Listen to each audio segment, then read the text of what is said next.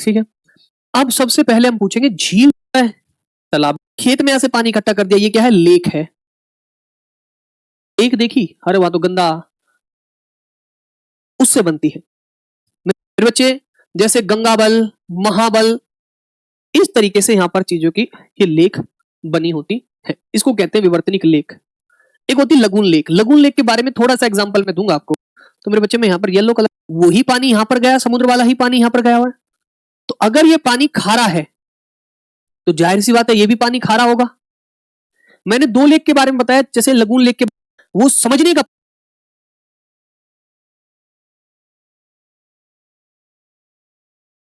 बोलते हैं। इस लेक के बहुत सारे नाम हैं। इस लेक को तालाब बोलते हैं, झील बोलते हैं, पोखर बोलते हैं, जोहड़ बोलते हैं, इस तरीके से चीजें बोलते हैं। लेक के बहुत सारे प्रकार होते हैं। जैसे मैंने बताया लगून लेक। लगून लेक का मतलब क्या होता है? जैसे कोई समुद्र से सटा हुआ ये जमीन है, ठीक है।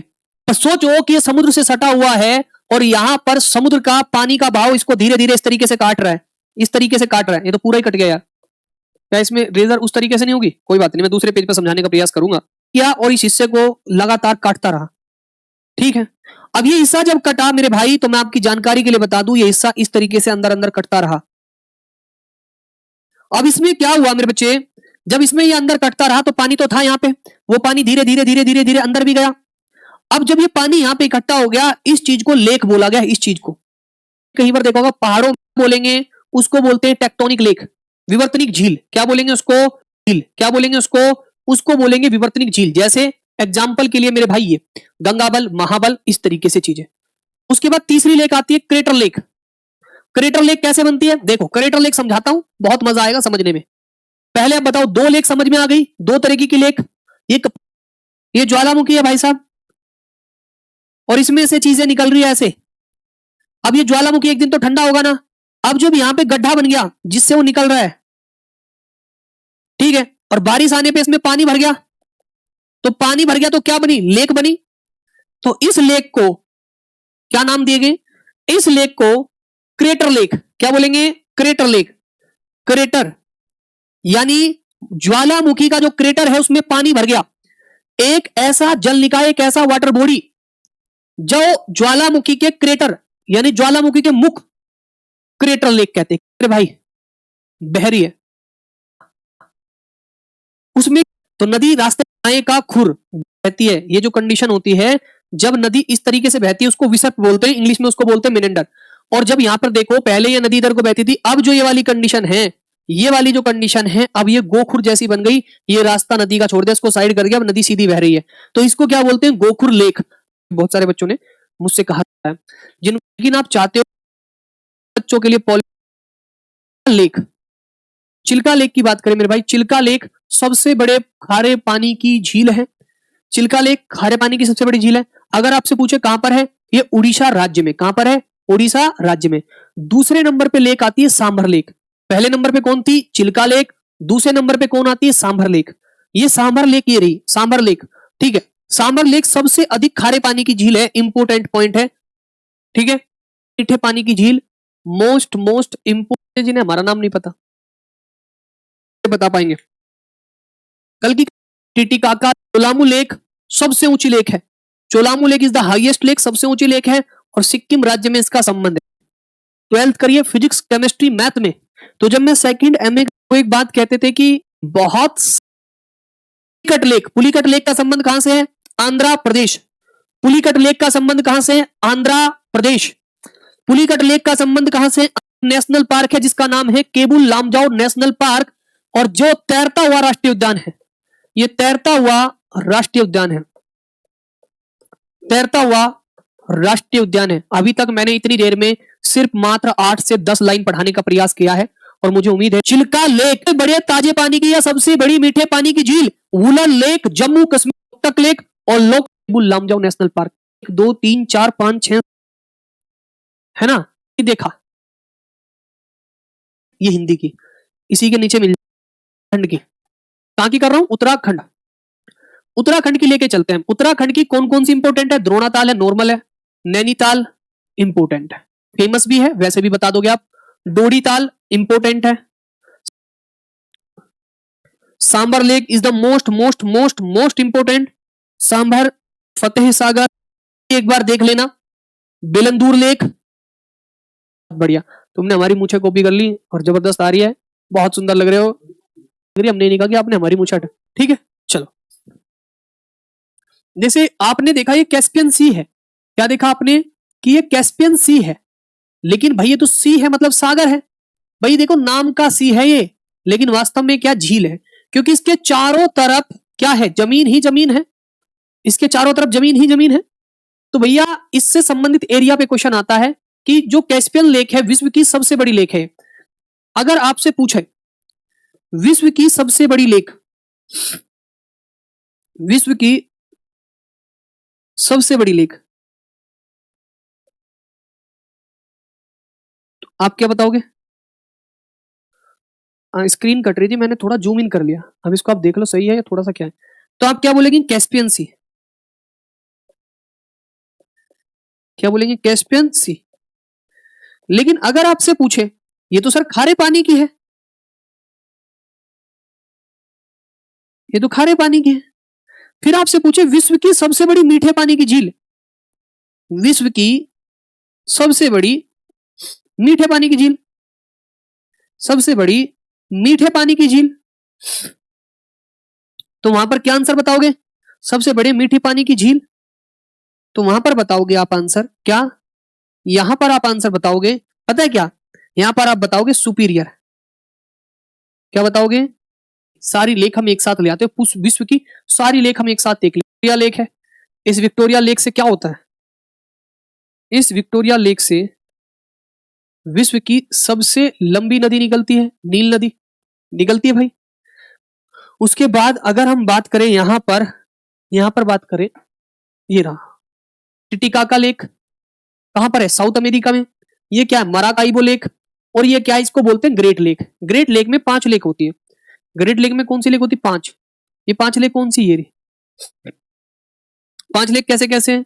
सुपीरियर है, मिशिगन है, ह्यूरोन है, इरी है, ओंटारियो है। ये 5 लेक है। इन 5 में से सुपीरियर विश्व की दूसरी सबसे बड़ी लेक है, लेकिन ये खारे पानी की नहीं, ये मीठे पानी की सबसे बड़ी लेक है। वहीं पर कैस्पियन सी की बात करें, ये मेरे भाई कैस्पियन सी है। कैस्पियन सी पूरी दुनिया की सबसे बड़ी लेक है, लेकिन दोस्त ये सोल्ट वाटर की लेक है। अच्छा, सोल्ट वाटर और फ्रेश वाटर होता कैसा है?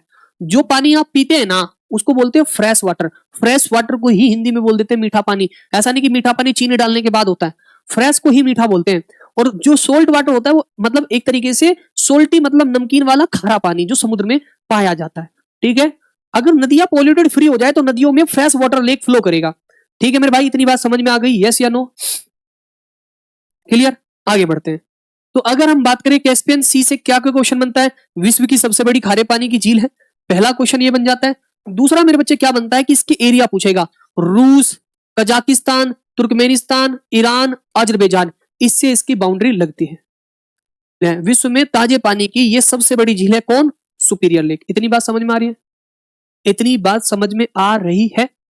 उसके बाद तिलिचो लेक, ये कहां पर है? तिलिचो लेक बहुत सुंदर लेक है, नेपाल में है और विश्व की सबसे ऊंची झील है। अच्छा, यहां पर एक बात और बता देता हूं, अगर आपके कोई फैक्ट गूगल से आप परेशान हो तो निश्चित रूप से आप मेरे भाई टेंशन फ्री होके जो फैक्ट मैं आपको क्लास में बताता हूं, जो फैक्ट किताब में होते हैं, आप अपना ध्यान उन पे रखिएगा।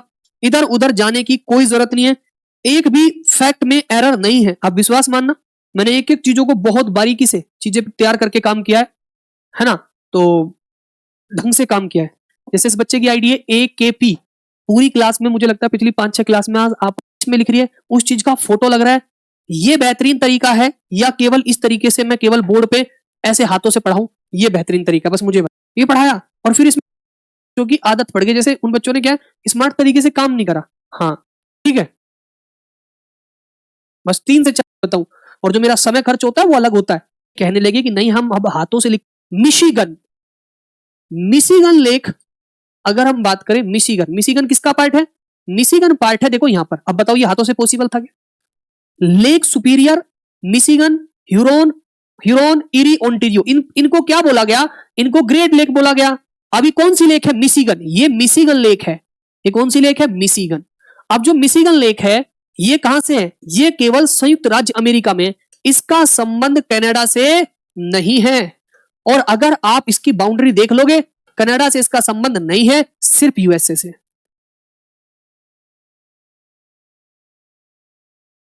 ठीक है, ठीक है। और इससे क्या है, आपसे जब बाउंड्री देखोगे ना, जब मैं आपको वो पढ़ाता हूं, वर्ल्ड ज्योग्राफी में पढ़ोगे आप, साउथ अमेरिका और नॉर्थ अमेरिका, तो मैं वहां पे बताऊंगा, क्या बताऊंगा, वहां पर मैं ये बताता हूं कि 39 डिग्री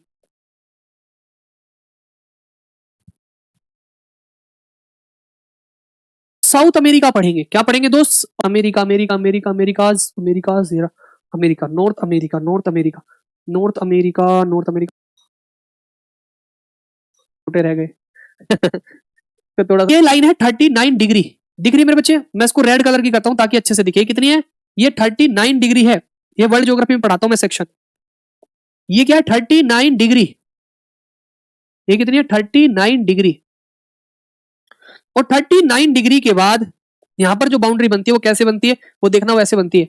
ये है सुपीरियर लेक, ये मिशिगन लेक, ये ह्यूरोन लेक, और ये इरी लेक। ठीक है, उसके बाद ये होती है राइन रिवर।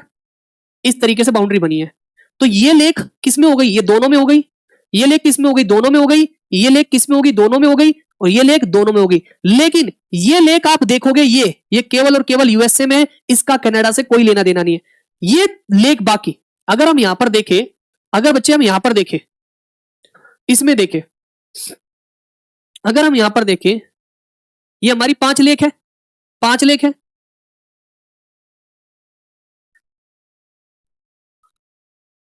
अभी फिर से समझाता हूं। 39 डिग्री ये वाली लाइन, सुपीरियर,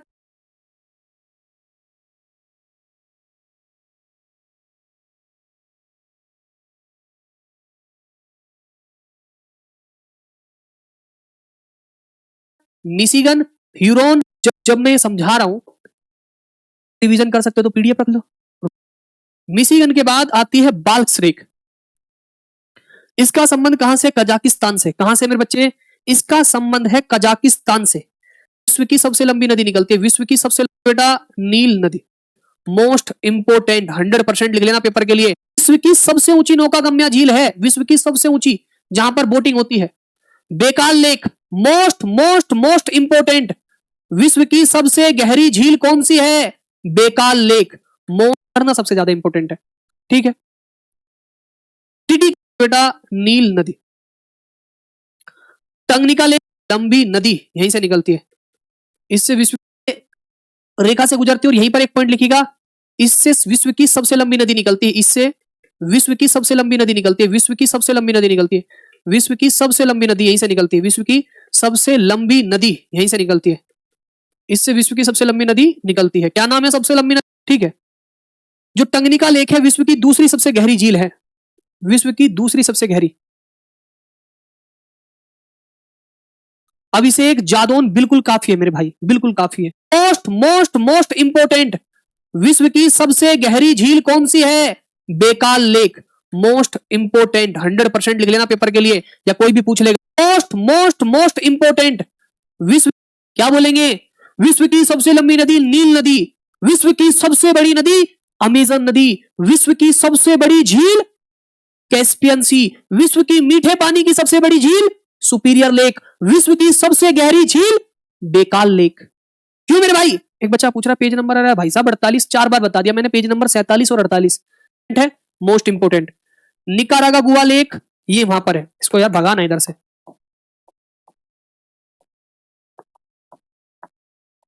इथियोपिया में है। ठीक है, नील नदी से निकलती है, ये भी नील नदी से निकलती, नील नदी से झील निकलती है। लोच लेमोर लेक स्कॉटलैंड में मीठे पानी की झील है, कोई इंपोर्टेंट नहीं, एक बार देख लेना। लोनास लेक, लेक थी 5, superior, Michigan, Huron, eri, Ontario में है। सबसे अधिक खारे पानी की झील है रुडोल्फ, केन्या, आयर लेक, ऑस्ट्रेलिया। लेक कंप्लीट, समझ में आया कुछ भाई? हाँ, इसमें फीस 399 है। कोई कुचिकल वाटरफॉल कहां पर है? वराही नदी पर है। किस राज्य में है? कर्नाटक राज्य में है। जोग वाटरफॉल कहां पर है? श्रावती नदी पर है। मोस्ट इंपोर्टेंट है, कर्नाटक राज्य में है। गोकक लेक, गोकक वाटरफॉल, पाल रूपी, हुडरू, भोमटाल, चुलिया, धुआंधार। धुआंधार इंपोर्टेंट है, कल ही बता दिया था। जिसके बारे में जो इंपोर्टेंट है उसको जरूर पढ़ लेना, जो नॉर्मल है उसको मत पढ़ना। ठीक है। मसूरी उत्तराखंड में, इसमें हम गए भी है, घूमने भी गए। जब देहरादून पढ़ते थे तो खूब घूमते थे मसूरी। ठीक है। 2 पॉइंट है इंपोर्टेंट, ये दोनों पॉइंट बता देते हैं। विश्व का सबसे ऊंचा जलप्रपात है एंजल जलप्रपात। Chapter complete. अभी तक हमने है बेइरोवा बेफॉल, जिसकी हाइट 1.5 मीटर की है और ये न्यूजीलैंड में है। इससे ज्यादा कोई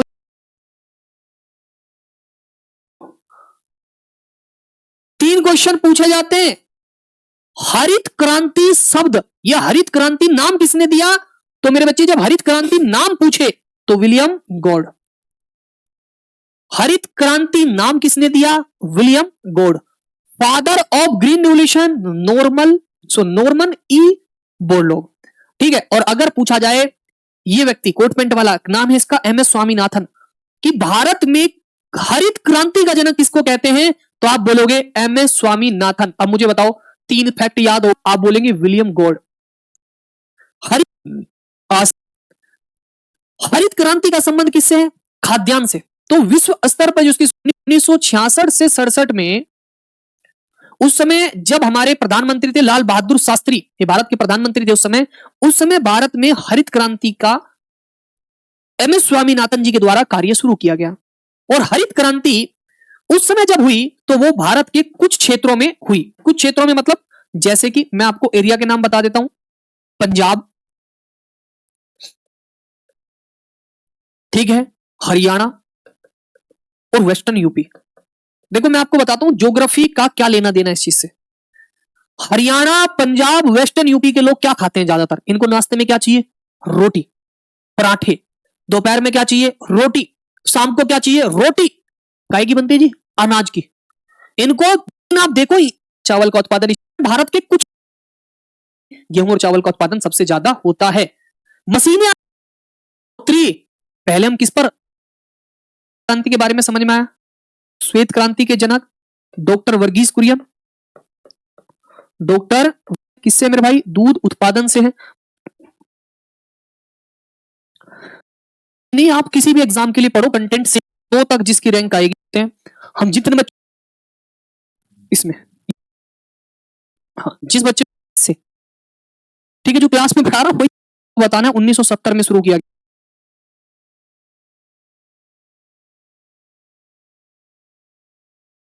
पूछ सकता है, ऑपरेशन फ्लड पूछ ले या श्वेत क्रांति पूछ ले, आपको बताना 1970 में शुरू किया गया।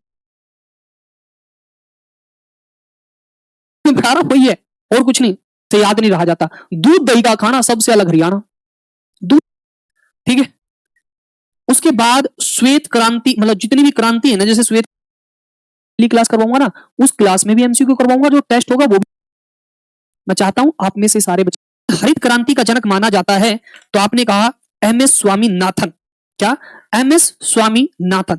भारत में हरित क्रांति का जनक माना जाता है एम एस स्वामी। कहा विलियम गॉड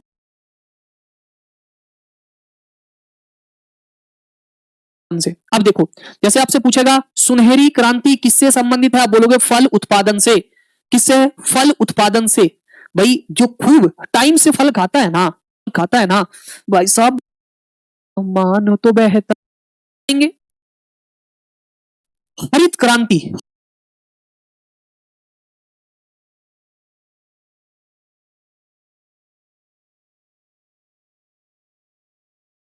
है ना, क्या? लवाबदार। खाकी क्रांति चमड़ा उत्पादन से, है ना, खाकी क्रांति चमड़ा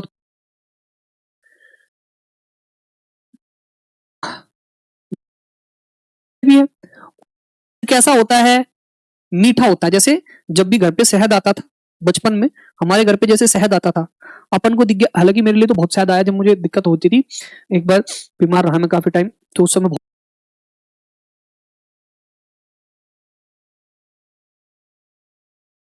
कौन सा चैप्टर चल रहा है? काली क्रांति, ब्लैक रिवोल्यूशन।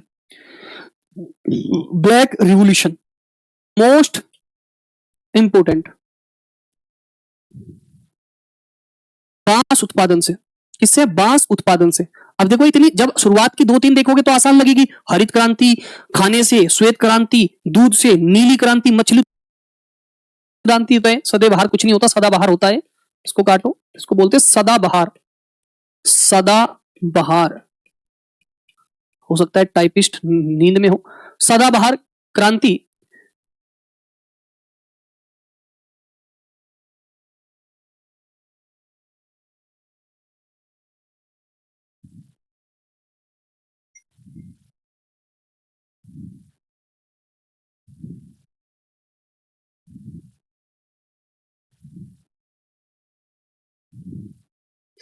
ये बच्चा बिल्कुल सही कह रहा है।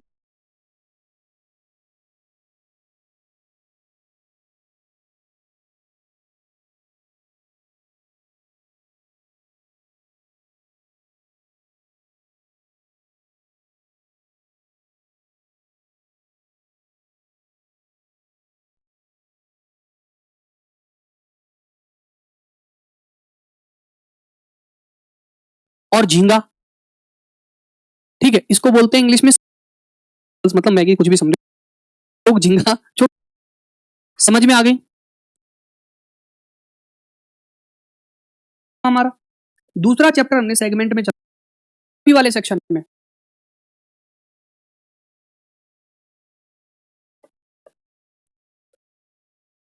फिर साइंस का स्थान, देखो उस बच्चे की भी कमेंट पढ़, वो क्या कह रहा है, सर जी कल वाली क्लास अपलोड नहीं है। कल तो क्लास नहीं हुई थी ना, कोई पिछली वाली क्लास अनलिस्टेड तो नहीं दिख रही ना, उसको देख लेना।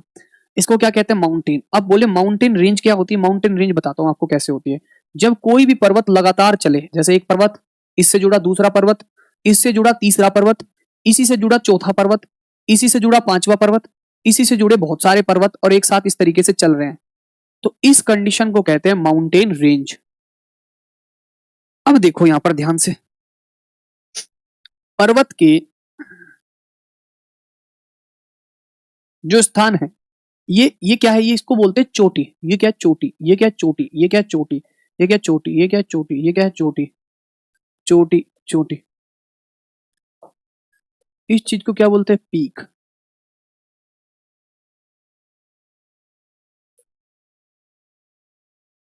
ठीक है, इस चीज को बोलते हैं पीक। अब हम बोले माउंटेन रेंज किसको बोलेंगे, तो इसको बोलेंगे। लेकिन अगर बोले दर्रा किसको कहेंगे, दर्रा। तो सुनो मेरे भाई, आप वैष्णो देवी गए हो, तो वैष्णो देवी आपने देखा जब ट्रेन जाती है तो पहाड़ के अंदर को जाती है, तो पहाड़ों के बीच में से जो रास्ता गया हुआ है ना, उस चीज को अंदर ही अंदर, इधर से उधर निकल जाए, उस चीज को कहते हैं दर्रा। सभी बच्चों को पता है हम कौन सा चैप्टर पढ़ रहे हैं, chapter number 12। Chapter number 12 page number 39 Hindi में। इंग्लिश में चैप्टर नंबर 12 जो है वो हम पढ़ रहे हैं। घाटी किसको बोलते हैं, देखो घाटी बोलते हैं, जैसे ये पहाड़ी है, ठीक है, और इधर भी पहाड़ी है।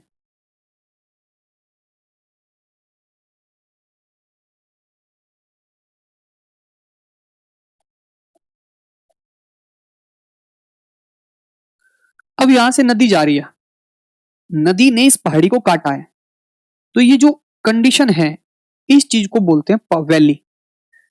यानी दो पहाड़ों के बीच में वैली होती है। आप इसको ऐसे भी कर सकते हैं, एक पहाड़ है, एक पहाड़ यहां, दो पहाड़ों के बीच में भी वैली होती है। तो दो पहाड़ों के बीच में जो होता है उसको कहते हैं वैली। उसको क्या कहते हैं, वैली कहते हैं। ठीक है, उस चीज को क्या कहते हैं,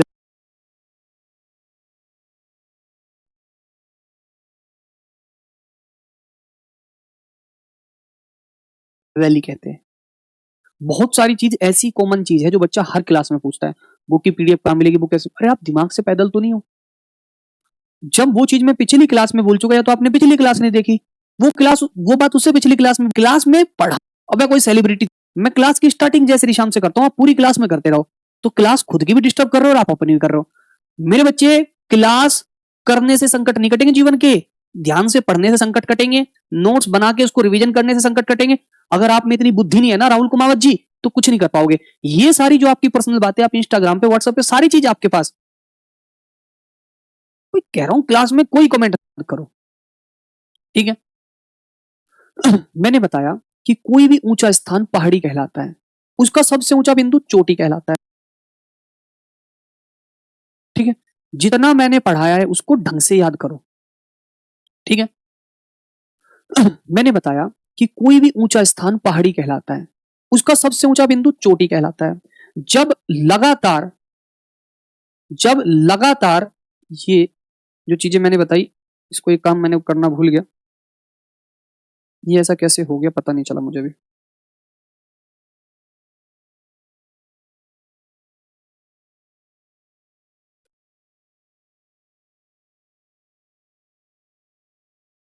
डायग्राम खराब हो गया मेरा, 1 मिनट रुको। आगे हमारा है माउंटेन, हिल, पासिस, ग्लेशियर और वैली। एक वर्ड है बर्फ का ढेर, बर्फ की चट्टान, एक शब्द में बोलूं ग्लेशियर, हिमनद, जहां केवल बर्फ ही बर्फ हो उस चीज को, ठीक है, क्या कहते हैं? हिमनद। उस चीज को क्या कहते हैं? हिमनद। अगर हम बात करें मेरे बच्चे, जो हमारा आज का टॉपिक है उसका नाम है में हम जो पढ़ेंगे, सबसे पहले पढ़ेंगे भारत व हिमालय के प्रसिद्ध पर्वत। देखो, ये है माउंट एवरेस्ट। ये माउंट, देखो, ये है माउंट एवरेस्ट। ये माउंट एवरेस्ट, ये दुनिया की सबसे ऊंची चोटी। देखो मैंने कहा था ये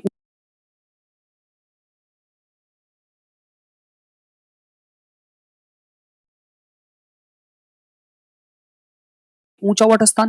देखो पीक तो ये भी है, पीक तो ये भी है, पीक तो ये भी है, पीक तो ये भी है, लेकिन जो ये भी पीक, ये भी पीक, ये भी पीक, ये भी पीक, लेकिन ये सबसे ऊंचाई पर है। मैं आपको कह देगा वो एग्जामिनर की 8,850 मेरे भाई। ओके, बड़े अच्छा, एक टॉपिक रह गया, मेरे याद आ गया। ठीक है, किताब में तो मैंने लिस्ट दे रखी है, उसमें एक कैटेगरी में लिख रखा है इंपोर्टेंट माउंटेन देश। मैं आपको बताऊं, माउंट एवरेस्ट की हाइट है 8,848 मीटर और इसकी है 8,611 मीटर। ठीक है, और ये केटू जो है ना, ये काराकोरम पर्वतमाला में स्थित है और ये पाकिस्तान के गिलगित बाल्टिस्तान क्षेत्र और चीन की सीमा के पास है। ये है केटू, जिसकी हाइट है 8,611 मीटर।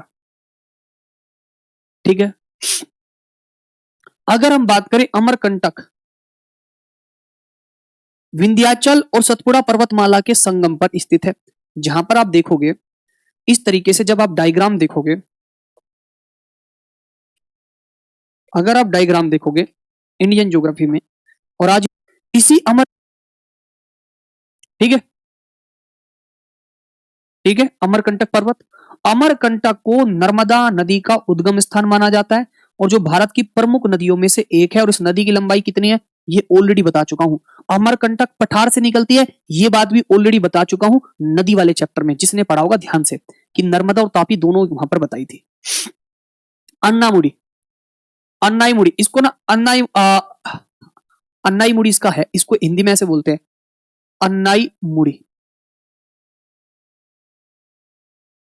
की ऊंचाई लगभग 2695 मीटर है। ये भारत के दक्षिण भाग की सबसे में स्थित है, एराविकुलम नेशनल पार्क में स्थित है, जो नीलगिरी का घर माना जाता है, नीलगिरी पहाड़ी का घर माना जाता है। ठीक है, नीलगिरी थार का घर माना जाता है, नीलगिरी पहाड़ी के पास ही पड़ता है। हमने जो लिस्ट दी है वो इस तरीके से दी है आपको, शुरुआत के 3-4 पॉइंट मैंने एक्स्ट्रा दी, मतलब मैंने आपको इस तरीके से नोट्स दिए हैं। आपके पास जो नोट्स है, माउंट एवरेस्ट विश्व का सर्वोच्च पर्वत शिखर किस देश में है? नेपाल में है। इसकी हाइट कितनी है? 8,848 मीटर है। किसका हिस्सा है? ट्रांस हिमालय का। मैं इसको बना के भी दिखा दूंगा अभी आपको। ठीक है, नहीं भाई इसको सही करो, ये गलत लिखा है, ये सही करो, सही मीटर। इसको बोलते हैं ग्रेट के बाद एक हिमालय आता है थोड़ा सा नीचे, जिसको बोलते हैं मिडिल, जिसमें आता है पीर पंजाल, धौलाधार,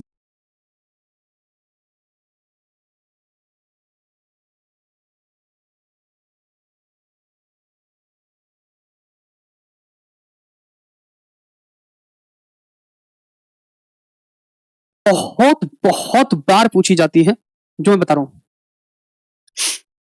ठीक है, क्लियर?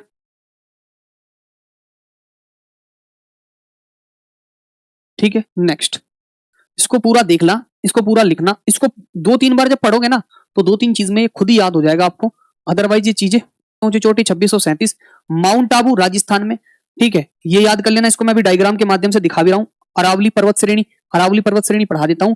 ठीक है, ये इतनी इंपॉर्टेंट नहीं, अरावली इंपॉर्टेंट है, अरावली पढ़ा देता हूं, फिर आएगा दर्रे में। सेम है मेरे बच्चे, ठीक है। अच्छा, जो सबसे ऊंची चोटी है, उस चोटी का नाम है गुरु शिखर। चीज को क्या कहते हैं? दर्रा कहते हैं। उस चीज को क्या, माउंटेन रेंज है 1722। ठीक है, विद्यार्थी जीवन का एक एक कदम आपकी जीवन की रूप कड़वी लगती होगी। रील्स निकालनी है, कुछ और करना है, पढ़ो यार। उसके बाद अगर मैं बात करूं, ये बहुत सारे दर्रे मैं आपको दिखाता हूं। अहिगला, काराकोरम, बुर्ज है। चांगला कहां पर पड़ता है? लद्दाख में। ये भारत को तिब्बत से जोड़ता है, बस इतना ही क्वेश्चन आएगा। जैसे खारदुंगला, ये लेह से सियाचिन को जोड़ता है। जैसे मिस लाओ लनकला, मिस ला लनकला भारत को तिब्बत से जोड़ता है। काराकोरम लद्दाख को चीन के सिंजियांग प्रांत के मध्य में स्थित है और ये भारत का सबसे ऊंचा दर्रा है। ये मोस्ट इंपोर्टेंट है, देखो ऑटोमेटिक लिखा गया इंपोर्टेंट। इतनी आदत पड़ रही है पेन को कि कहां पर इंपोर्टेंट लिखना है, कहां पर नहीं, ऑटोमेटिक चलता है। ठीक है जी, क्लियर? ठीक है, क्लियर मेरे भाई। उसके बाद जोजिला दर्रा जम्मू कश्मीर को लेह से जोड़ता है। बुर्जिल्ला जम्मू कश्मीर में श्रीनगर के, देखो पीर पंजाल, ये कश्मीर की घाटी को रजौरी के पुंछ से जोड़ता है। पुंछ जहां पर अब पर्वत श्रेणी पर स्थित है, पीर पंजाल पर्वत श्रेणी पर स्थित है। जो पीर पंजाल पर्वत श्रेणी है, यहां पर यह दर्रा है और ये जम्मू को श्रीनगर से जोड़ता है। जम्मू को श्रीनगर से जोड़ता है। ठीक है, ये जम्मू यहीं पर माता वैष्णो देवी है। ठीक है, और मेरे भाई यहां पर जम्मू को श्रीनगर से जोड़ता है। और ये में जो सड़क है ना, जो इस पे सड़क बनी हुई है, उसको बोलते हैं, ये जो गुफा है उसको बोलते हैं जवाहर टनल, और जो सड़क है उसको बोलते हैं जम्मू श्रीनगर हाईवे। ठीक है, तो जम्मू से श्रीनगर को जोड़ता है और इसी में जवाहर सुरंग भी है। देखो जो मैं बोलूंगा वही पीपीटी में लिखा हुआ है, कुछ एक्स्ट्रा पॉइंट तो मैं बोर्ड पे लिख के समझा देता हूं। सिपकिला दर्रा तिब्बत शिमला से, और हाथ में पेन लेके पढ़ा करो और होगा। ठीक है, मुझे कमेंट और बिल्कुल बेकार है, ये आपके सिलेक्ट। जैसे माना दर्रा इंपोर्टेंट है, ये उत्तराखंड को कनेक्ट, उत्तराखंड टू तिब्बत, ये उत्तराखंड को किससे जोड़ता है? तिब्बत। मोस्ट इंपोर्टेंट है। क्या है भाई? मोस्ट, बहुत गंदा अजीब सा हो गया एकदम। 40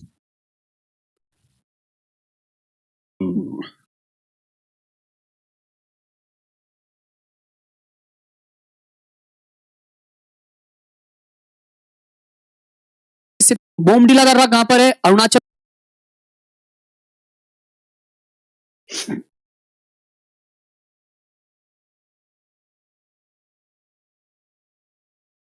दीप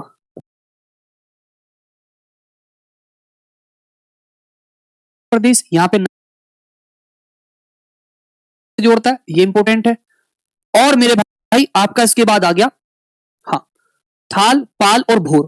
भोर ये रहा, मुंबई को पुणे से, ये तीन याद करना। हल्दी घाटी, खैबर, ये बस पढ़ लेना, इतना इंपोर्टेंट नहीं है। खैबर जो जिला दर्रा, ठीक है। आपका एक सेकंड रुकना, ये तो मैंने करवा दिया था ना 2 बार, कैसे टाइप था, मतलब वही है, डायग्राम के साथ है, जो पढ़ाया उसी को लिख रखा है, इसमें कुछ अलग नहीं है। ये किताब में दे नहीं रखा मैंने, ये एक्स्ट्रा है, इसको लिख लेना। अब बात आई ग्लेशियर की, तो मैं वहां पे क्वेश्चन दिखाऊंगा, 27वां 28वां क्वेश्चन आज की क्लास का, कि पूछा जाएगा इनमें से कौन सा जम्मू कश्मीर में नहीं है। मोस्ट इंपोर्टेंट है, मिलाम ग्लेशियर उत्तराखंड में है। ये एक ऐसा ग्लेशियर है जो बहुत जल्दी बनता है और बहुत जल्दी पिघलता है। वेरी गुड, अच्छा जी, नंबर दे रहे हो आप। ये एक ऐसा ग्लेशियर है जो सबसे ज्यादा युद्ध भूमि, सबसे ऊंचाई पर युद्ध भूमि क्षेत्र, और सबसे खतरनाक सैनिक यहीं पर रहते हैं भाई साहब। यहाँ पर ज्यादातर सैनिक को नहीं रखते, 6-6 घंटे की ड्यूटी भी नहीं रखते, मुश्किल से 1-1.5-2 घंटे की ड्यूटी रखते हैं। ये सबसे खतरनाक वाला ग्लेशियर है, जहां पे सबसे कठोर बर्फ पड़ती है। अगर हम बात करें भारत में, सियाचिन ग्लेशियर भारत का सबसे बड़ा ग्लेशियर है। ठीक है, कहां पर है आपका मेरे भाई? काराकोरम रेंज में। काराकोरम रेंज कौन सी है? काराकोरम रेंज जो मैंने आपको बताई थी, ये काराकोरम रेंज है। यहां पर कौन कौन से? सियाचिन, बियाफो, बाल्टोरा, हिस्पर, ससाइमी। सियाचिन सबसे बड़ा ग्लेशियर है। हेलो, हाँ, सियाचिन सबसे बड़ा ग्लेशियर है। मोचाई लद्दाख में, हिस्पर बियाफो, उसके बाद आएगा बाल्टोरा। तो ये कहां पर है? सारे कश्मीर में। रीमो कश्मीर में, पुनः कश्मीर में, जेमू सिक्किम में। जेमू किस सिक्किम में। सोनापानी इंपोर्टेंट नहीं है, कांगटो इंपोर्टेंट नहीं है, कांगडो इंपोर्टेंट नहीं है। ये हो गए आपके सारे ग्लेशियर खत्म। उसके बाद मैंने बताया मिलाम कहां पर है, उत्तराखंड में, चोराबाड़ी उत्तराखंड में, गंगोत्री यमुनोत्री सभी को पता है, पिंडारी कोई इंपॉर्टेंट नहीं है।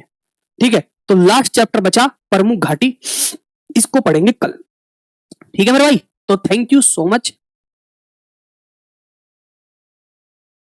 हिंदी में बताओ सर, पहली में सीट कितने राज्य कितने केंद्र शासित प्रदेश, दूसरी में सैलरी 30 वेतन भत्ता, तीसरी में शपथ, चौथी में क्या होता है राज्यसभा की सीटों का बंटवारा, पांचवी में जनजाति क्षेत्रों का प्रशासन, छठी में क्या होता है असम त्रिपुरा मेघालय मिजोरम में एडमिनिस्ट्रेशन, सातवीं में शक्तियों का विभाजन, आठवीं में भाषा, नौवीं में लैंड रिफॉर्म्स आपका भूमि से संबंधित, 10वीं में दल बदल, 11 में पंचायत, 12 में नगर पालिका। ऐसा हो ही नहीं सकता आपको समझ में ना आए। और दोस्तों अगर आप देखोगे ना, ये ट्रिक सिर्फ मेरी है ना, और हमने पूरी ट्रिक आपको लिखी यहां पे बोर्ड पे लिख दी। ठीक है, ये ट्रिक है। ठीक है, ट्रिक्स टू रिमेंबर शेड्यूल। अगर हम बात करें पहले नंबर में क्या होती है, फर्स्ट शेड्यूल में क्या होता है, इनमें राज्य और केंद्र शासित प्रदेशों की सूची होती है, यानी कितने स्टेट है कितनी यूनियन टेरिटरी। दूसरे में क्या होता है, दूसरे में संवैधानिक कार्यालय के जो संवैधानिक पदों पर उनकी सैलरी, चाहे राष्ट्रपति की सैलरी हो, उपराष्ट्रपति की सैलरी हो, राज्यपाल की सैलरी हो, न्यायाधीश और भारत के नियंत्रण महालेखा परीक्षक आदि, इनकी सैलरी के बारे में। ठीक है, तीसरे में होती शपथ। अच्छा, तीसरे में यहां पर एक चीज याद रखना, इसमें राष्ट्रपति की शपथ शामिल नहीं होती, इसमें राष्ट्रपति की शपथ शामिल नहीं होती, शपथ शामिल नहीं होती।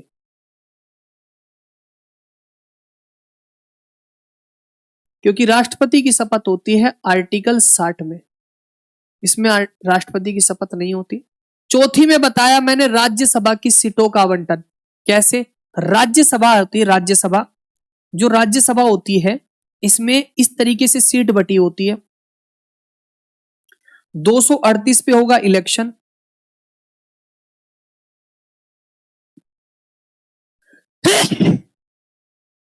12 पे होगा नॉमिनेशन, 12 में होगा नॉमिनेशन। नॉमिनेशन का मतलब होता है जो कि आर्ट, लिटरेचर, कला, साहित्य, साइंस और सोशल सर्व, इस फील्ड से आते हैं। कला, साहित्य, विज्ञान, समाज सेवा के क्षेत्र से आते हैं। जैसे उत्तर प्रदेश की सबसे ज्यादा सीट है 31, तो ये जो बंटवारा होता है ये शेड्यूल नंबर 4 करता है, समझ में। पांचवी में होता है अनुसूचित क्षेत्र और अनुसूचित जनजाति का प्रशासन। उसके बाद है ना, छठी अनुसूची में क्या होता है, असम, मेघालय, त्रिपुरा, मिजोरम।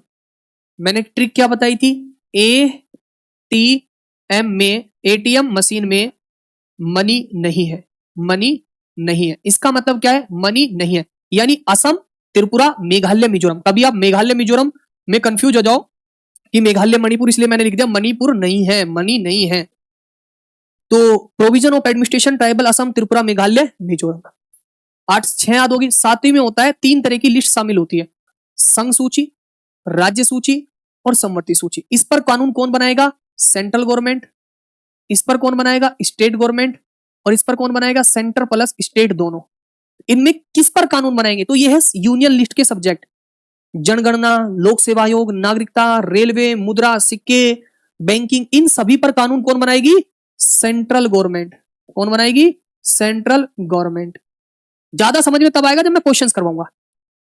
राज्य सूची, इस पर कौन बनाएगी, स्टेट गवर्नमेंट। कौन कौन से सब्जेक्ट होते हैं इसमें, कृषि, पंचायत, नगर पालिका के चुनाव, राज्य लोक सेवा आयोग, भूमि, भवनों पर टैक्स। और ये होते हैं समवर्ती सूची, इस पे कौन बनाएगी, सेंट्रल प्लस स्टेट दोनों। समझ में आई, हाँ जी। 8वीं में होती भाषा, पहले 14 भाषा थी, फिर 8 जोड़ी गई। कौन कौन सी जोड़ी गई, 21 कॉन्स्टिट्यूशन अमेंडमेंट से जोड़ी गई सिंधी, 71 से जोड़ी भी अनुसूची का 29 विषय है जिस पर पंचायत कानून बना। 23rd कॉन्स्टिट्यूशन अमेंडमेंट से कब जोड़ी गई? 52वां संविधान संशोधन 1985 से। इसमें क्या है? दल बदल। और 11वीं कब जोड़ी गई? 73rd कॉन्स्टिट्यूशन अमेंडमेंट से। अब इसमें याद रखना एक बात, कितने विषय हैं इसमें? इसमें 29 विषय हैं, यानी इसमें 29 विषय हैं जिस पर पंचायत कानून बना सकती है। ऐसे 12वीं अनुसूची ये जोड़ी गई 74 कॉन्स्टिट्यूशन अमेंडमेंट। देखो यहां पर 1992 लिख लेना, किताब में भी 1992 कर लेना, पीडीएफ में भी 1992 कर लेना, ठीक है, जिससे भी आप पढ़ रहे हो किताब से। मैंने किसी बच्चे को ये नहीं कहा कि आप किताब खरीदो, मैं अगर कहता किताब खरीदो, दोनों की था, लेकिन मैंने YouTube हो, एप्लीकेशन हो, सब बच्चों को फ्री में। बच्चों का भी भला हो जाएगा जो जीएस पढ़ना पसंद नहीं करता। सारे सब्जेक्ट स्टैटिक जीके का इतना पढ़ लेना जितना मैं पढ़ाऊंगा। एक वर्ड आप एक क्वेश्चन आपका गलत नहीं हो सकता, एक वर्ड बाहर नहीं जा सकता, बस पढ़ना। ठीक है मेरे भाई, पढ़ना जरूरी है, पढ़ना सबसे ज्यादा जरूरी है। हाँ, आपका समय बच जाए उसलिए आप बुक ले लेते हैं, उसको हाईलाइट करते करते पढ़ लेते हैं और फिर रफ नोटबुक में लिख लिख के याद कर लेते हैं। वो मैं बोल देता हूँ, लेकिन कभी किसी बच्चों को ये नहीं बोलता कि नहीं भाई मार्केट से बुक खरीदो। कोई जरूरत नहीं है, पढ़ाई इंपॉर्टेंट है, मार्केट इंपॉर्टेंट नहीं है। ठीक है, हाँ, जिन बैच में अपलोड नहीं है कल दोपहर 12 बजे तक हो जाएगी। ठीक है, चलो, हमारे संविधान में 22 भाग है, 8 अनुसूची और 395 अनुच्छेद। ये कब थे? जब हमारा संविधान लागू हुआ था। वर्तमान में 25 भाग है, 12 अनुसूची और 450 अनुच्छेद। क्लियर? ठीक है, अब अगर हम बात करें इस पे, हम करते हैं क्वेश्चन। तैयार हैं आप सब? यस या नो? आप सब तैयार है? नहीं ना? We are ready. Okay, start. पहले क्वेश्चन का आंसर नंबर डाल के आंसर करना है, नंबर डाल के आंसर करना है। बताइए, आपको पता होना चाहिए कि 9th 10th 11th और 12th कहीं पे 1993 नियंत्रण का प्रावधान है। 7वीं में डिवीजन ऑफ पावर है, 9th में लैंड रिफॉर्म्स है, 3rd में ओथ है। करेक्ट। भारत के संविधान में कितनी अनुसूची है? भारत के संविधान में कितनी अनुसूची है? 8th 12th 14 16। भारत के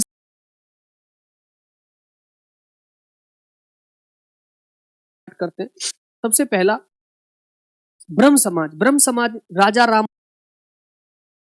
विधवा पुनर्विवाह, जैसे अब टॉपिक खींचेंगे, जैसे सबसे पहला ले लेते हैं हम। आइए स्टार्ट करते हैं।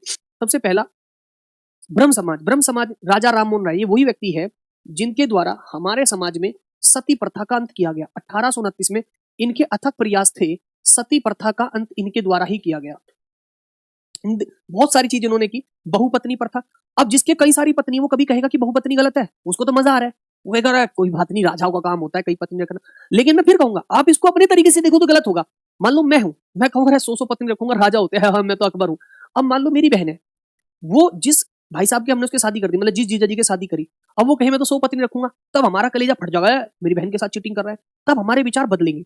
तो बहुपत्नी प्रथा सच में गलत है। बचपन में मेरे पापा शादी कर देते, मैं खेतों में काम करता, आज पढ़ा पाता, आज लाखों बच्चों का भविष्य सुधारने का थोड़ा सा प्रयास करता हूं, कर पाता है प्रयास भी नहीं। ये बाल विवाह बंद हुआ। जातिवाद, समाज में जातिवाद। अच्छा, तुम्हें पता है कि मैं कि मेरी जाति क्या है? मेरी जाति क्या है? मेरी जाति टीचर है। मेरा धर्म क्या है? पढ़ाना है। अरे मैं, अगर मैं एससी कैटेगरी से हूं, अगर मैं जनरल कैटेगरी से हूं, मैं ओबीसी कैटेगरी से हूं, मैं अगर मैं जाट हूं या मैं ब्राह्मण हूं, मैं गुज्जर हूं, तुम्हें इस बात से कोई फर्क पड़ रहा है? नहीं ना। मैंने आज तक अपनी जाति नहीं बताई और ना कभी बताऊंगा भविष्य में भी। तो मेरे भाई जातिवाद खत्म होना चाहिए, मूर्ति पूजा का विरोध होना चाहिए। ऐसी बात, अब जैसे मैं पूजा करता हूँ मूर्ति की, मुझे तो गलत लगा तुरंत, कैसी बातें करो सर, मूर्ति पूजा का विरोध गलत किया इन्होंने, गलत लोग है। तो फिर जैसे विधवा पुनर्विवाह, कोई लड़की विधवा हो जाए तो उसकी शादी होनी चाहिए, क्योंकि जीवन जीने के लिए पार्टनर चाहिए। स्त्री शिक्षा का समर्थन, अरे सर लड़की नहीं पढ़ेगी। पहले हमारे समाज की ऐसी सोच थी ना कि लड़की तो पैरों की जूती है, उसे घर से बाहर मत निकालो, उसे मत पढ़ाओ। आज हर एक ऐसा फील्ड है जिसमें लड़कियों ने ऊंचाइयां छुई है। हर एक ऐसा फील्ड, आज देख लो, हमारे एप्लीकेशन पे हिमांशी मैम पढ़ाती है, क्या उनसे ऊपर है कोई टीचिंग के मामले में? नहीं है। हमारे प्लेटफॉर्म पे, जिस पे प्लेटफॉर्म पे मैं पढ़ा रहा हूँ, इसी प्लेटफॉर्म पे साइंस की मैम क्या नाम पढ़ाती, फिजिक्स या केमिस्ट्री या बायोलॉजी, उनसे ऊपर है कोई? नहीं। तो मेरे बच्चे, चीजों को हमें इक्वलिटी देने के लिए इन्होंने संघर्ष किया। ऐसे ही आदि समाज की स्थापना 1866 में, जिसके संस्थापक थे आचार्य केशव चंद्र सेन।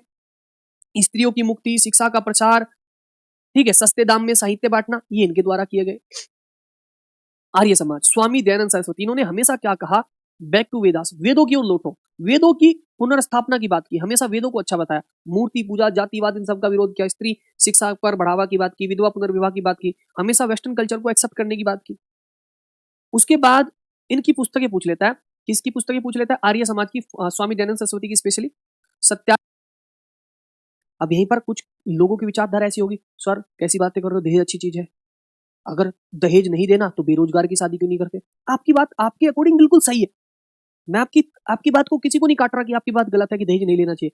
ये मेरे विचार है कि समाज, अब जैसे सती प्रथा का अंत हुआ, तो जब सती प्रथा का अंत हुआ, वो सबने थोड़ी कहा होगा कि अंत करो अंत करो अंत करो, कुछ तो आपकी तरह कह भी रहोगे सही है जी, ये मर जाएगी, कम से कम इसके साथ, कम से कम इसका चक्कर तो नहीं चलेगा। ऐसी मानसिकता के भी तो लोग होंगे ना उस समय भी कुछ, जो आज भी ये कहते हैं कि लड़कियों का रेप लड़कियों की वजह से होता है, उन्हें लगता ही नहीं कि लड़की का रेप लड़का करता है, उन्हें लगता है कि लड़की अपना रेप खुद करती है। ऐसी मानसिकता के लोग हैं ना आज भी, कि किसी लड़की का रेप हो जाए तो तुरंत कमेंट में नीचे लिख देंगे या तुरंत टिप्पणी कर देंगे, अरे होना ही था इसका रेप, छोटे कपड़े पहनती थी। तो आज भी उस मानसिकता के लोग हैं ना, घटिया मानसिकता के। तो समाज में जो सुधार होता है, जैसे विधवा पुनर्विवाह, जैसे टॉपिक खींचेंगे, जैसे सबसे पहला ले लेते हैं, आइए स्टार्ट करते हैं।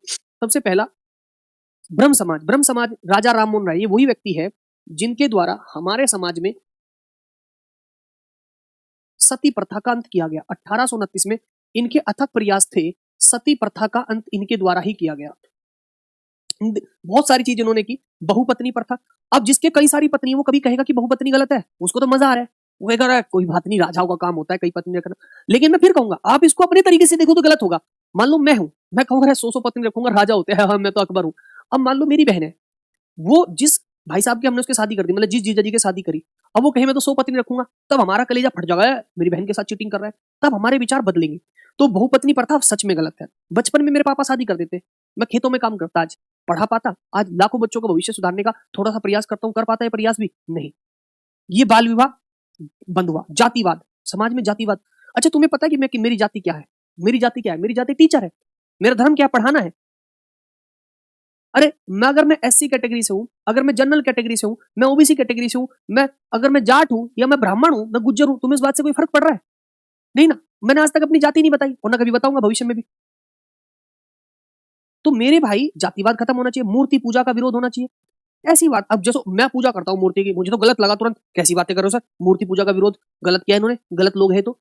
फिर जैसे विधवा पुनर्विवाह, कोई लड़की विधवा हो जाए तो उसकी शादी होनी चाहिए, क्योंकि जीवन जीने के लिए एक पार्टनर चाहिए। स्त्री शिक्षा का समर्थन, अरे सर लड़की नहीं पढ़ेगी, पहले हमारे समाज की ऐसी सोच थी ना कि लड़की तो पैरों की जूती है, उसे घर से बाहर मत निकालो, उसे मत पढ़ाओ।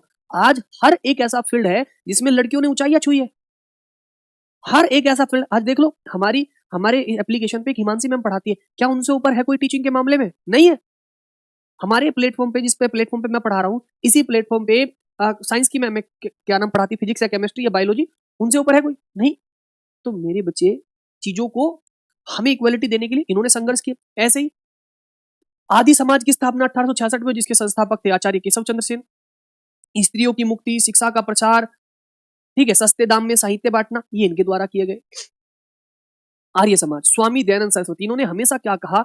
बैक टू वेदास, वेदों की ओर लौटो, वेदों की पुनर्स्थापना की बात की, हमेशा वेदों को अच्छा बताया, मूर्ति पूजा, जातिवाद, इन सब का विरोध किया, स्त्री शिक्षा पर बढ़ावा की बात की, विधवा पुनर्विवाह की बात की, हमेशा वेस्टर्न कल्चर को एक्सेप्ट करने की बात की। उसके बाद इनकी पुस्तकें पूछ लेता है, किसकी पुस्तकें पूछ लेता है? आर्य समाज की, स्वामी दयानंद सरस्वती की स्पेशली। सत्यार्थ प्रकाश, पंच महायज्ञ विधि, पाखंड खंडन, अद्वैत मत का खंडन, ये सब इन्होंने लिखी है, स्वामी दयानंद सरस्वती। इनका नारा है बैक टू वेदास, वेदों की ओर लौटो, है ना? इनका नारा है वेदों की ओर लौटो, इनका नारा है। उसके बाद सत्य शोधक समाज, ज्योति राव फुले, ये एक ऐसी पर्सनैलिटी है जो वास्तव में इस दुनिया में जन्म तो लेते हैं कुछ लोग, लेकिन उनका जन्म दूसरों के लिए होता है हमेशा। दलित, महिला और किसानों के अधिकारों की रक्षा करना, जातिवाद और ब्राह्मणवादी वर्चस्व का विरोध करना, ये हमेशा इन्होंने महिलाओं के उत्थान की बात की, हमेशा इन्होंने किसानों के अधिकारों की बात की, हमेशा इन्होंने किसकी बात की? महिलाओं के समर्थन की बात की। ठीक है, तब जाके चीजें हुई। समाज में ऐसे कभी परिवर्तन नहीं आता। और हमारा टॉपिक क्या है? हमारा टॉपिक है सामाजिक सुधार आंदोलन। यहां से आप इसको पूरे इतिहास में, जब आप इतिहास में पढ़ते हो तो अलग अलग जगह पर पढ़ाया जाता है, उसी चीज की नोट्स खोल रखे हो, एक बार बताइए। ये इसके नाम है। पूरे दुनिया में एक ईश्वर है, उसको आप अलग रूप से मान लो। ये एक ईश्वर के व्यक्तित्व थे। सर सैयद अहमद खान ने कहा कि देखो, अगर आप मुस्लिम समाज को आगे बढ़ाना चाहते हो तो आपको आधुनिक शिक्षा ग्रहण करनी पड़ेगी। भाई कोई भी समाज है उसको आधुनिक शिक्षा ग्रहण नहीं करेगा तो कैसे काम चलेगा? अच्छा, अगर मैं ये कहूं कि मैं आज भी हाथों से लिख लिख के पढ़ाऊंगा, तो क्या मैं जितनी स्पीड से अब सिलेबस करवा रहा हूं, जितनी स्पीड से आप लोगों को स्मार्ट तरीके से आपका सिलेबस खींच रहा है, कम क्लासों में ज्यादा कंटेंट आपको मिल पा रहा है? मिल पाता नहीं ना। मैं भी और टीचर की तरह 20 क्लास में कह देता स्टैटिक जीके खत्म हो गई, बट स्टैटिक जीके कोई सब्जेक्ट है ही नहीं। हमने अगर स्टैटिक जीके पढ़ाया भी तो फिर हमने सारे सब्जेक्ट का निचोड़ बना दिया पूरी चीज का। किया नहीं किया? क्यों कर पाए? स्मार्ट वर्क की वजह से। यस या नो? तो आधुनिक शिक्षा पे काम नहीं करूंगा अगर आज लोग एआई को काम नहीं सीखेंगे, अगर एआई चलाना नहीं सीखेंगे तो आने वाले समय में तो एआई चलाने वालों को ही काम मिलेगा। जब राजीव गांधी के समय पर कंप्यूटर आया था तो लोगों ने कहा था कि कंप्यूटर आ गया तो सब बेरोजगार हो जाएंगे। आज कंप्यूटर ही तो रोजगार दे रहा है ना सबको। तो आधुनिक शिक्षा पे हमें काम करना पड़ेगा, हमें वैज्ञानिक अप्रोच का प्रचार करना पड़ेगा, हमें वैज्ञानिक सोच करनी पड़ेगी। अलीगढ़ मुस्लिम विश्वविद्यालय की स्थापना इन्होंने की, और अगर कोई मुस्लिम ये कहे कि नहीं सर मैं केवल मदरसा पढ़ के जीवन काट लूंगा, कभी नहीं कटेगा, कभी भी नहीं कटेगा। ठीक है। उसके बाद रामकृष्ण मिशन, यहां से पढ़ाना था, यहां तक हमने करवा दिया थी चीजें, मेरे याद आ गया, यहां से हमें पढ़ाना था रामकृष्ण मिशन से।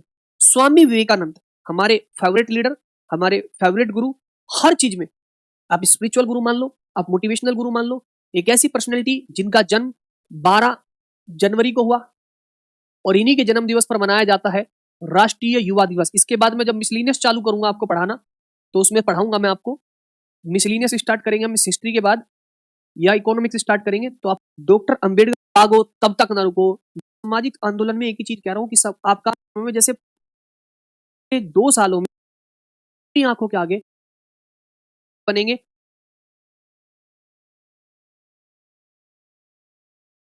ठीक है जी, क्लियर, कोई इंपोर्टेंट नहीं है, कभी पूछा नहीं जाता। यंग बंगाल आंदोलन, इससे पहले मैंने कोई इंपोर्टेंट नहीं बताया, ये इंपोर्टेंट बताया क्योंकि परीक्षा की दृष्टि से इंपोर्टेंट है। केवल ये नहीं कि भाई जाटो पार्टी की बात कर रहा हूं मैं, किसकी बात कर रहा हूं? शाह वली उल्लाह।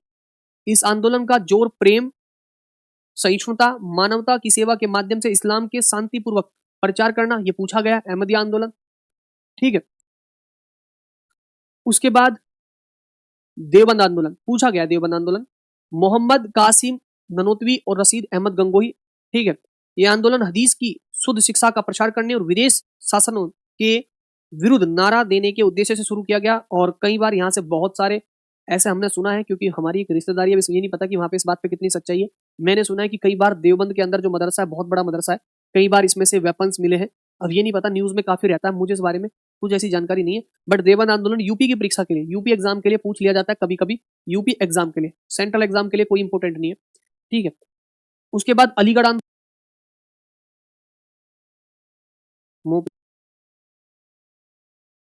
किराया वसूलना, जो जमींदार होते थे किसानों पे बहुत ज्यादा किराया वसूलते थे, किराया वसूलना, जो जमींदार होते थे किसानों पे बहुत ज्यादा किराया वसूलते थे, उसके एवज में किया गया था।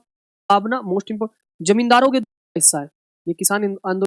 दोस्त दोस्त रुको रुको, से बताता हूँ इसको। किसान आंदोलन, दक्कन उपद्रव, मोस्ट इंपोर्टेंट, मोस्ट इंपोर्टेंट। अगर हम बात करें महाराष्ट्र से, बंगाल के वे किसान जो अपने खेतों में चावल या अन्य खाद्यान्न फसल उगाना चाहते थे, कुरु मोपला विद्रोह। ठीक है। मोपला विद्रोह आंदोलन नहीं हो गए थे, चार इंपोर्टेंट है मोपला के, यहाँ पे देते हैं। अवध में हुआ, अकानूनी रूप से खेत किसानों करने के लिए चार में बकासत भूमि। ठीक है। उसके बाद नंबर लास्ट वाला बचा बारदोली सत्याग्रह हुआ, वल्लभ भाई पटेल के द्वारा नेतृत्व किया गया, और इसी में पहली बार इनको पटेल की उपाधि दी गई थी। किसकी उपाधि दी गई? सरदार की उपाधि दी थी। पूछा जाए पटेल को सरदार की। हमारे जो सामाजिक सुधार है उन पे कुछ इंपोर्टेंट पॉइंट, जैसे नंबर 1, ये 1, 2, 3 विवाह की अनुमति दी गई थी कि शादी हो जानी चाहिए विधवाओं की भी, कोई दिक्कत नहीं, कानून हुआ है, फिर तो दिक्कत है ना। और परम पिता की शादी हो रही 25 साल की उम्र में, तो अगर हम इनको ये कह रहे हैं कि भैया अपने मन से अपना जीवन जीना, तो हम बिगाड़ नहीं रहे भाई तुम्हें, हैं? मैं ये चीज बता रहा हूँ।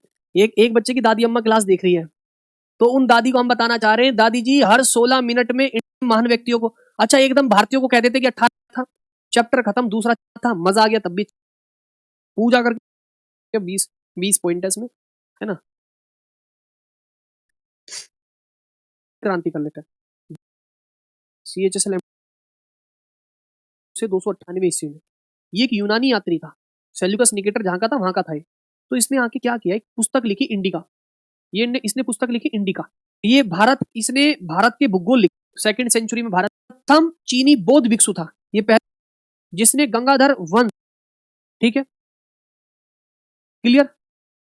उसके बाद विदेशी यात्री सुंग यून, ये आया 515 से लेके 520 ईस्वी में। ये चीनी बौद्ध भिक्षु था जिसने गंगाधर वंश का लेखा जोखा लिखा है, की आत्मकथा लिखी है, आत्मकथा लिखी जो यहाँ के प्रसिद्ध बौद्ध भिक्षुक है। उसके बाद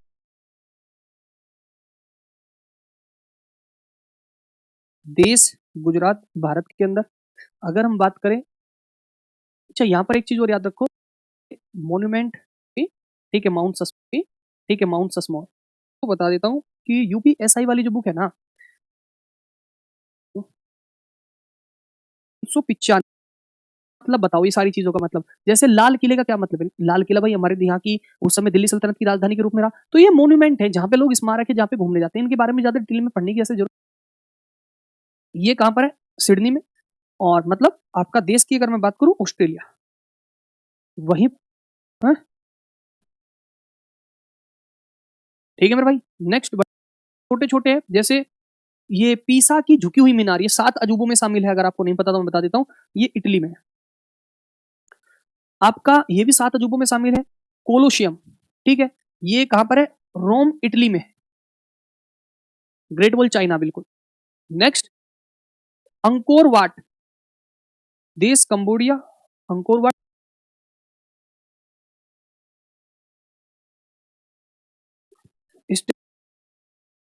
मुंह पे तारीफ, जो कि इस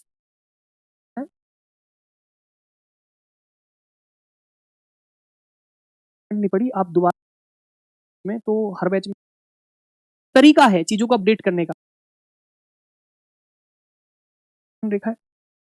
जो कनाडा और USA है, अगर जब आप कभी ज्योग्राफी आपने मुझसे पढ़ी हुई किसी भी टीचर से पढ़ोगे, तो जब वो नॉर्थ अमेरिका पढ़ाते हैं टीचर, तो वो कहते हैं कि देखो कनाडा और USA, इनकी जो बाउंड्री है वो इस तरीके से बनी है। यहाँ पर सबसे पहले 49 डिग्री है, उसके बाद यहाँ पर आपका एक रिवर है, उसके बाद सुपीरियर लेक, हिरोन लेक, और आपका इरी लेक और ओंटारियो लेक, और फिर यहाँ पर सेंट लॉरेंस रिवर। इसके नॉर्थ में कनाडा और उसके साउथ में यूनाइटेड स्टेट है। यानी अमेरिका और कनाडा के बीच को कैसे डिवाइड करते हैं, तो आपका करेक्ट आंसर आएगा 49 डिग्री पैरेलल लाइन, डूरंड रेखा। भारत, पाकिस्तान और अफगानिस्तान के बीच में जो है डूरंड रेखा।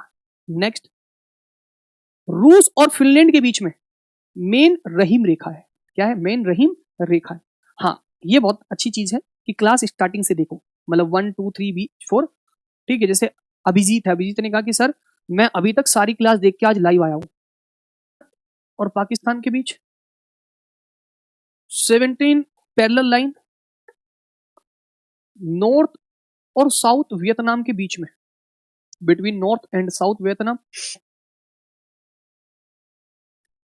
मेजिनोट लाइन, जर्मनी और फ्रांस के बीच, जर्मनी और फ्रांस के बीच मेजिनोट। कोरिया और साउथ कोरिया को जो अलग करती है वो 38 पैरेलल लाइन करती है, पूछा जाता है, क्लियर। के बीच 20 डिग्री पैरेलल लाइन है सूडान और लीबिया के बीच। ये लिखी बड़े अच्छे तरीके से आपके नोट्स में, जो आपके पास नोट्स है, ठीक है, या बुक खुली होगी, इसमें बिल्कुल बहुत। इराक और ईरान के बीच, कल एक बच्चे ने मुझे बताया कि गुरुजी का पेपर दे के आया, क्या बोलते हैं, अफेयर, करंट अफेयर। हाँ, 3 दिसंबर में कंफ्यूज हो गया, 4 दिसंबर को तो हमारी मैराथन। मेरी बात नोट कर लो, जिस दिन आंसर, तो जान से बेटा, जिस दिन माउथ पब्लिसिटी, पेपर बहुत अच्छा आ रहा है।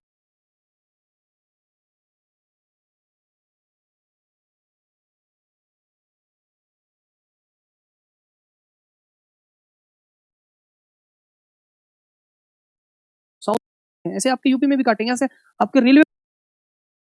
Next, purple line, purple line ये बिटवीन इजराइल एंड सीरिया, यानी आपसे पूछे पर्पल इंटरनेशनल बाउंड्री, तो आप कहेंगे बिटवीन इजराइल, मेक मोहन, जैसे मेन निरहम लाइन रूस और फिनलैंड के बीच, रूस और फिनलैंड के बीच में है। Oder Neisse line is international boundary Oder Neisse line between, ये हमारा चैप्टर होता है, ठीक है, मैं बात कंप्लीट हो जाएगा। जिनकी क्लास जो है उसकी बची हुई है स्टडी ऑफ फ्रूट्स, फलों का अध्ययन, स्टडी ऑफ फ्रूट्स फलों का अध्ययन, माइक्रोबायोलॉजी सूक्ष्म जीवों, पोमोलॉजी, फाइकोलॉजी, फाइकोलॉजी क्या होता है, शैवालों का अध्ययन, थोड़ा फास्ट लिख लेंगे अगर लिखना है तो, माइक्रोबायोलॉजी सूक्ष्म जीवों का अध्ययन, फोमोलॉजी स्टडी ऑफ फ्रूट्स फल,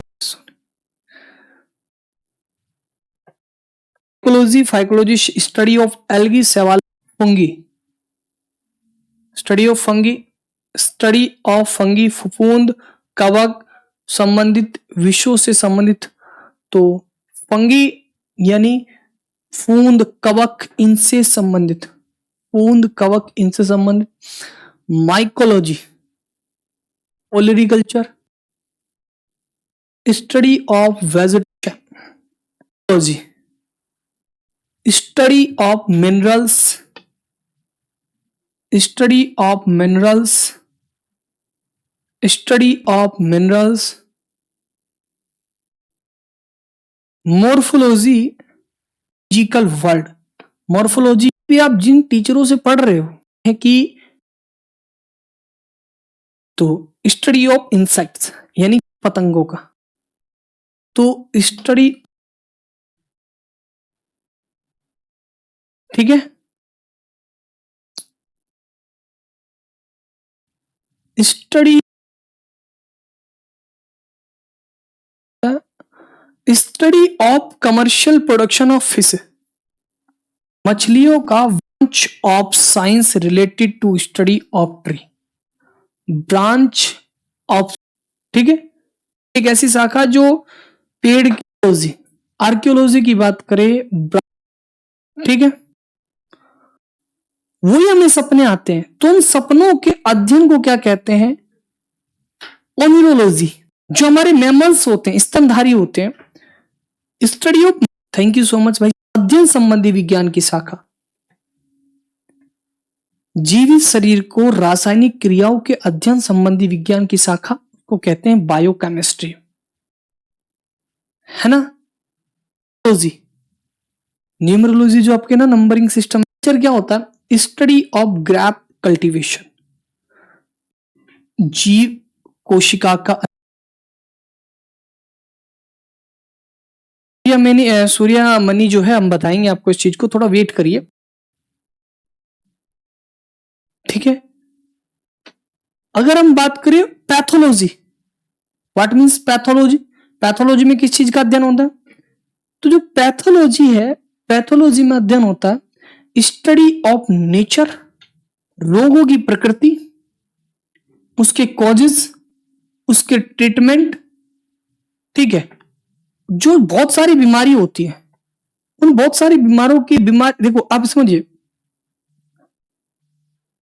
नहीं भाई स्टैटिक जीके ही पढ़ा रहा हूं, स्टैटिक जीके में तो हमारे जो बच्चे हैं ना, उनको मैंने सबसे पहले आपको बता रखा है कि स्टैटिक जीके में मैं क्या पढ़ा रहा हूं, उस चीज में आप सबसे पहले हम समझो, हमने टॉपिक क्या क्या सेलेक्ट कर रखे हैं, तो स्टैटिक जीके होंगे, पता है कि हमने आपके बारे में कुछ बच्चा पूछ रहा था, मिट्टी का वैज्ञानिक अध्ययन क्या कहलाता है, पैडागोजी कहलाता है ना। उसके बाद अगर बात करें न्यूरोलॉजी, जो नर्व्स होती है, nerve mind and behaviour, study of mind अध्ययन, सबसे ज्यादा अभिलेख लिखाए गए खोदे गए अशोक। लिथोलॉजी, चट्टा, शेरीकल्चर, रेशम उत्पादन का अध्ययन, रेशम उत्पादन का अध्ययन, रेशम रक्त और रक्त विकास से संबंधित विषयों का अध्ययन, रक्त एवं रक्त विकास, रक्त विकार संबंधित विषयों का अध्ययन, लाइव ऐसा है ना, अभी लाइव ही क्लास लेता हूं मैं। कभी आपने देखा मुझे आज तक तरुण की मैंने कभी रिकॉर्डेड क्लास चलती है? और मैंने आज तक अपनी क्लास में लाइफ में कभी भी रिकॉर्डेड क्लास नहीं चली। टिश्यू सेल, फिर टिश्यू, टिश्यू से ऑर्गन बनते, टिश्यू दिस पीस। जो घर की गाय होती जो उस घर में रहती है, पैंथरा ट्रिगिश, टाइगर का साइंटिफिक नेम पैंथरा ट्रिगिश। ये सही रास्ते पे, वो मुझे जरूर बताइए भाई, है ना। और मजा, ठीक है। एटॉमिक संरचना, कैसे कैसे इंसान का विकास हुआ है। पहले तुम बंदर थे, धीरे धीरे लुई ब्रेल ने इसका आविष्कार किया था, इसको बोलते ब्रेल लिपि। नेक्स्ट, अनुवांशिकी, जेनेटिक्स। जेनेटिक्स का इन्वेंशन किसने किया? Gregor John Mendel. Gregor John Mendel, thank you मेरे बच्चे। जो आविष्कार है वो क्या है? मैडम क्यूरी और मैडम द्वारा रेडियम का आविष्कार। तड़ित चालक, आधुनिक परमाणु सिद्धांत, इन्वेंटर है जॉन डाल्टन। क्या बोलेंगे? John Dalton. मोस्ट इंपोर्टेंट है भाई, जे एल बेयर्ड, इन्वेंटर है J L Baird. J L Baird. Electronics television, inventor है पिलो टी पांसवर्थ। आविष्कारक है वो है मैंडलीव।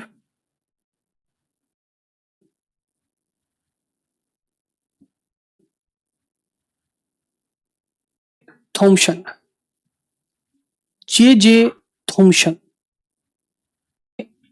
डिस्कवर्ड है, ये किसके द्वारा डिस्कवर्ड किया गया है? ये किया गया। आप एक दिन में कितनी क्लास कराते हैं? आपको पता है कि तो यू बच्चे तो ध्यान दीजिएगा। न्यू थॉमसन,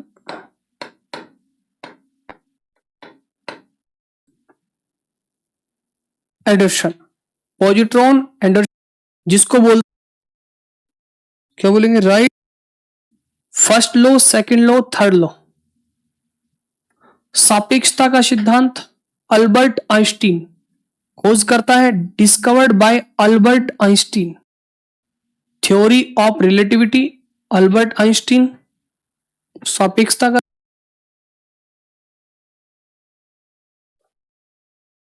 आएगा, इन्वेंटर है एल ई वाटरमैन। एल पता कि मोटरसाइकिल के आविष्कारक कौन है? तो नाम याद रखना, जी डेमलर। अपना दिमाग नहीं, तिवारी जी कह रहे हैं लखनऊ का लिखा होगा, है ना। क्लास में अलग तरीके से थोड़ा, फिर आर्थ मर।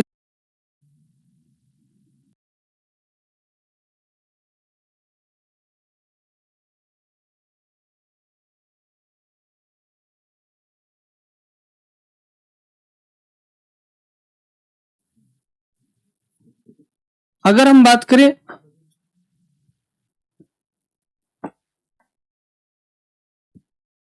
एलिसा ग्रेव, discovered by S Steiner, Landsteiner. Inventor है अलेक्जेंडर ग्राहम।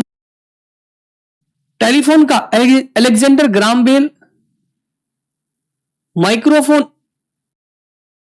Dover, Faraday. अब ग्रामोफोन भी बंद हो गया, मतलब फोन था एक तरीके से संदेश भेजने का, ऐसे ही अब लालटेन भी बंद हो गई, आपका सेफ्टी लैंप भी बंद हो गया। Dynamo, right. तो जो कॉस्मिक पेनिसिलिन, ठीक है, ठीक है, पेंसिलिन। पेंसिलिन जो है अलेक्जेंडर फ्लेमिंग, केमिकल से जुड़ा हुआ मामला। सच में आप बहुत अच्छी स्टैटिक जीके पढ़ाते हो। चंद्रा सेन निषाद, गुरुजी प्रणाम। ज्ञानदीप पब्लिक स्कूल कहाँ है भाई बच्चे? इंसुलिन के जो डिस्कवर्ड किया गया, insulin discovered by F GS में पोलियो वायरस इनके डिस्कवर किया था, कार्ड से पीडीएफ नहीं आ रही, पीडीएफ की दिक्कत आ रही। Edward Jenner, Ronald Ross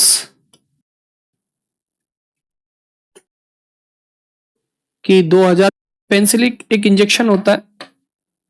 Alexander Fleming करवा रहे। एक टॉपिक का नाम है आविष्कार और लेन के। सर कौन सा टॉपिक पढ़ा रहे हो? टॉपिक साइंटिस्ट थे, इनके साइंटिस्ट थे Robert Edwards and Pat. Class notes blood group के अच्छे आएंगे। बी के साथ अल्टीमीटर का काम क्या होता है?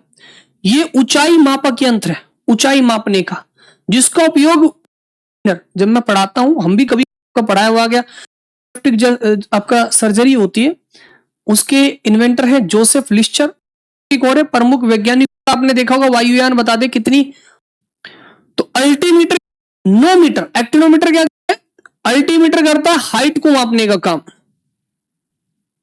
और ऑडियोमीटर क्या करता है? ये करता है, मेजर करता है साउंड की इंटेंसिटी। उसके बाद आ गया एक्टिनोमीटर। एक्टिनोमीटर क्या करता है? ये एक इंस्ट्रूमेंट है जिसका चुंबकीय विकिरण की तीव्रता को मापने के लिए, it is an instrument use to measure the intensity of electromagnetic forces के अंदर इसको यूज करते हैं। और इसका यूज क्या होता है? गोला मारकर हवाई जहाज को गिराने वाली तोप, बैरोग्राफ।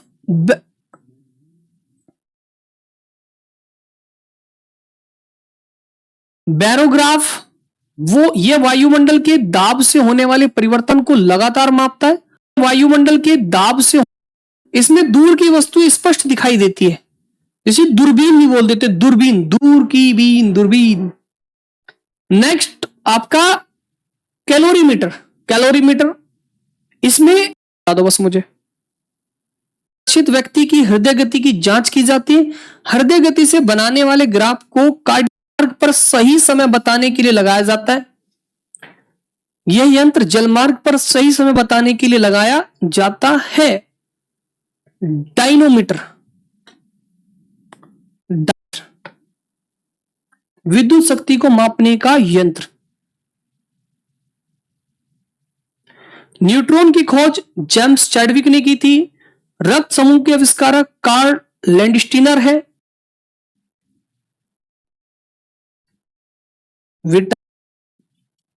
जुलाई इतने टॉपिक लिखवा रखे वो सारे कंप्लीट करेंगे। नेक्स्ट विटामिन और बीमारी। आज कैसे होगी लास्ट? विटामिन ए का तौंदी होता है, ठीक है। कार्निया एवं त्वचा की कोशिकाओं कोई यहां पे उनकी सल्की भवन होता है। जीरो लीवर 4 मिनट एक्स्ट्रा कटेगी तो नहीं क्लास। विटामिन बी इस तरीके से हमने परजीवी द्वारा होने वाले रोग है। अस्थि मज्जा बोन मैरो से प्रभावित होती है।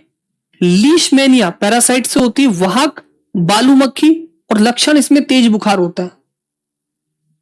अगर हम बात और इसका वाहक कोई नहीं होता का पूरा टॉपिक है जो बिल्कुल हमें छोड़ना नहीं है, ठीक है। तो मेरे में एक और पॉइंट है, जैसे यहां पर एड्स, इसकी फुल फॉर्म आपको लिखवा दी। डेंगू बुखार मुख्य रूप से एडीज एजिप्टी मच्छरों द्वारा प्रसारित विषाणु के मुख्य कारण होता है। तो ये आपका ये वाला चैप्टर पूरा आपको कंप्लीट दे दूं। अगर आप जीवन में कुछ भी कर रहे हो फिजिक्स है। जैसे मान लो आप यहां से चले, तो जो चलने में एनर्जी लगी है ना, कितनी डिस्टेंस आपने की, ये सब फिजिक्स है। यानी कोई भी आप दैनिक क्रिया कर रहे हो फिजिक्स है। फिजिक्स है प्रैक्टिकल सब्जेक्ट। लंबाई, द्रव्यमान, समय, विद्युत धारा। लंबाई, द्रव्यमान, समय, विद्युत धारा। लंबाई, द्रव्यमान, समय, विद्युत धारा। लंबाई का मात्रक होता मीटर, द्रव्यमान का किलोग्राम, समय का सेकंड, और विद्युत धारा का एम्पियर। तो मीटर इसका प्रतीक एम, द्रव्यमान किलोग्राम, समय का सेकंड एस और विद्युत धारा का एम्पियर ए। तो लंबाई का मात्रक मीटर एम, द्रव्यमान का मात्रक किलोग्राम केजी, समय का मात्रक होती है यूनिट होती है सात। जिन आपसे वे राशि जो मूल राशि से मिलकर बनती है उन्हें व्युत्पन्न राशि कहते हैं। जैसे उदाहरण के लिए क्षेत्रफल, एरिया। एरिया कैसे बनती? लंबाई गुणा चौड़ाई। तो लंबाई का मात्रक भी मीटर होता है और चौड़ाई का मात्रक भी मीटर होता है। लंबाई चौड़ाई दोनों लंबाई ही राशि होती है, अर्थात क्षेत्रफल लंबाई गुणा लंबाई, लंबाई का मात्रक मीटर होता है। तो इसलिए क्षेत्रफल का मात्रक मीटर गुणा मीटर गुणा लंबाई कहते हैं व्युत्पन्न राशि। ये मैंने अपनी भाषा में लिखी। वे राशि जो मूल राशि से मिलकर बनती है व्युत्पन्न राशि कहलाती है। और ये व्युत्पन्न राशि आपको याद करनी है, ये वाली। 1 मिनट का समय दीजिएगा, 1 मिनट का।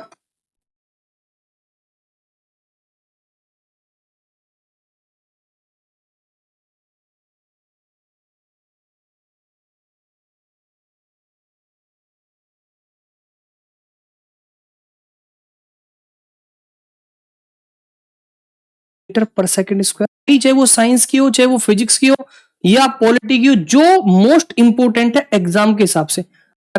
कार्य या ऊर्जा का क्या होता है? तो न्यूटन मीटर या जूल। आपका इलेक्ट्रिकल रेजिस्टेंस का मतलब क्या होता है? इलेक्ट्रिकल रेजिस्टेंस का मतलब क्या होता है? ओम। ओम का सिंबल पूछ लेता है, मोस्ट इंपोर्टेंट है। गुप्त ऊष्मा, लेटेंट हीट का क्या होता है? जूल प्रति किलोग्राम। प्रश्न कैसे सिंबल मीटर पर आएगा। हाँ जी। कर आवर्ती की बात करें तो हर्ट्ज, और वेवलेंथ की बात करें तो आर्मस्ट्रॉन्ग या मीटर। परम ताप की बात करें तो केल्विन, परम ताप की बात करें तो केल्विन। ये सिंबल आपसे पूछा जाएगा, है ना? ये सिंबल आपसे पूछा जाएगा। भाई मैंने पिछले 3-4 साल में केवल स्टैटिक पे काम किया, ठीक है? ऐसा नहीं कि मुझे संस्थान ने कह दिया। लेंस की क्षमता डायोप्टर, विभवांतर वोल्ट, और मेरे बच्चे जड़त्व आघूर्ण किलोग्राम प्रति मीटर स्क्वायर। ये फटाफट लिख लीजिएगा, और इनमें से कोई सा भी एक नहीं छोड़ना, ठीक है? ये सारे वो है जो आपसे पूछे ही जाएंगे, ठीक है? ये सारे वो है जो आपसे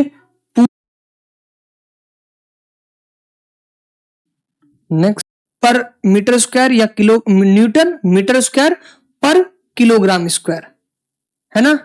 नेक्स्ट ज्योति फ्लक्स, ल्यूमेन। नोट, केल्विन उष्मा गति के तापमान की एसआई इकाई है। एसआई इकाई है, एसआई इकाई है। नेक्स्ट ये वाला सेगमेंट हमारा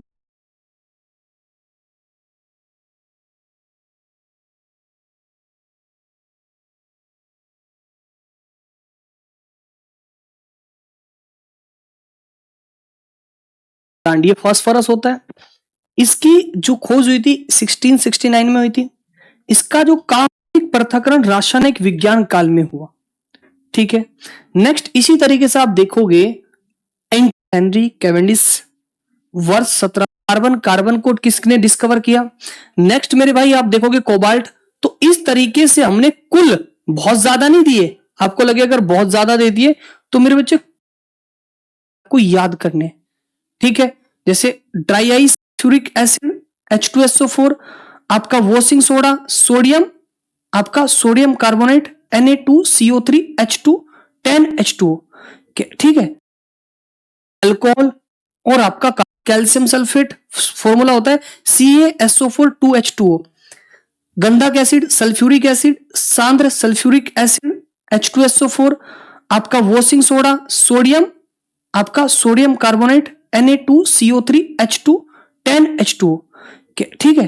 तो मेरे भाई ये आप देखोगे यहां पर कि ये हमने कंप्लीट चीजें आप लोगों को इस तरीके से दे रखी जो मोस्ट इंपोर्टेंट है, ठीक है?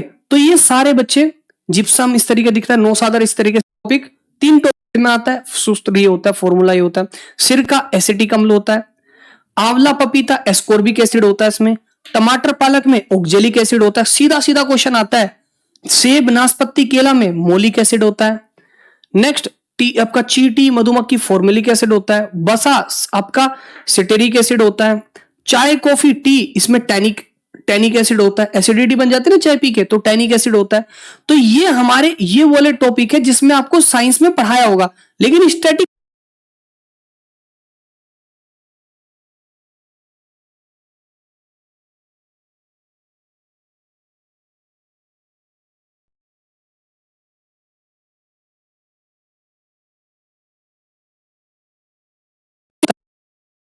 उपयोग जैसे एसिटिक अम्ल सिरके के निर्माण में यूज होता है। प्लास्टिक एवं सौंदर्य प्रसाधन में यूज होता है एसिटिक एसिड। हाइड्रोक्लोरिक अम्ल HCl दवाओं में यूज होता है, धातुओं को साफ करने में होता है।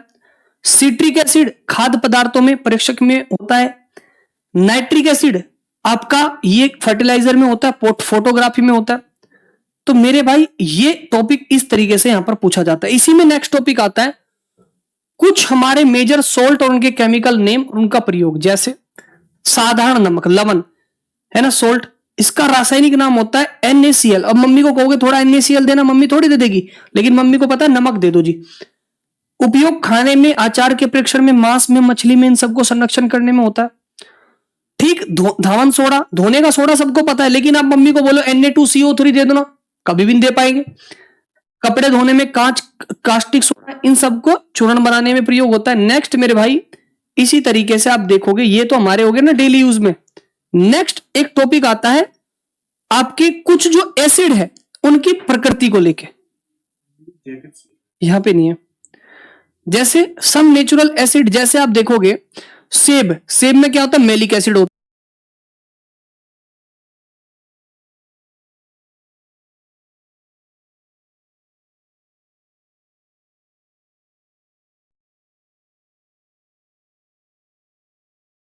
है। चींटी का डंक, उसमें क्या होता है, मैथानाइक और फॉर्मिक एसिड होता है। सिरके में एसिटिक अम्ल होता है। दही में लैक्टिक एसिड होता है। जो इंपॉर्टेंट है ना, इमली में टार्ट्रिक एसिड होता है। नारंगी संतरे में सिट्रिक एसिड होता है। पालक में ऑक्जेलिक अम्ल है। वो पूरा मैंने लिख दिया जो इंपॉर्टेंट है। तो ये 3 टॉपिक थे मेरे भाई जो हमने आपको कंप्लीट करवाने थे। इसलिए हम ये कहते हैं भाई देखो ये, लेकिन हमारे ये नहीं हुए, तो जिनकी नहीं, बिल्कुल